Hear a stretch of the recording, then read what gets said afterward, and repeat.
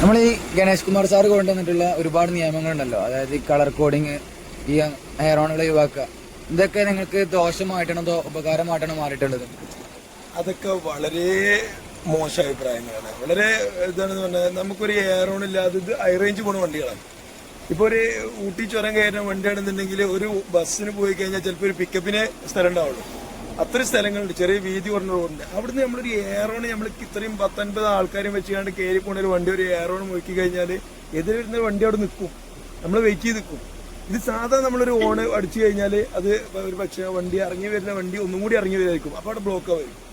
അത് ബ്ലോക്കിൽ വിടാനും പിന്നെ അവിടെ ഒരു വലിയൊരു ഗതാഗതം ഉണ്ടാകാനും വലിയൊരു ഇതാണ്. കാരണം ഇത്രയും ലോഡ് കയറ്റിയാണ്ട് ടണ്ണ് കയറ്റിയാണ്ട് വരുന്ന വലിയ ലോറികളുണ്ട്, വലിയ വണ്ടികളാണ്. അവർക്കൊന്നും ഈ എയറോണില്ലാതെ നടക്കൂല.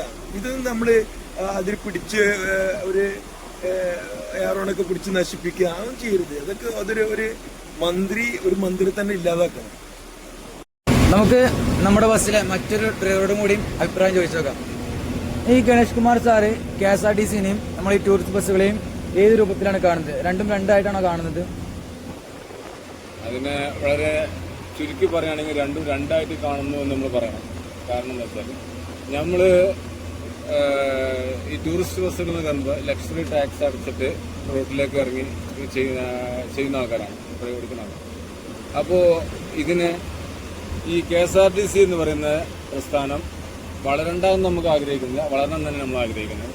പക്ഷെ അവർ ഈ പാക്കേജുകൾ എടുക്കുന്ന പരിപാടികളൊക്കെ നമ്മൾ ടൂറിസ്റ്റ് മേഖലയെ വളരെ സാരമായി എന്ന് പറഞ്ഞാൽ വളരെ കുറഞ്ഞു പോകും, വളരെ മാരകമായി തന്നെ ബാധിക്കുന്ന ഒരു കാര്യമാണ്.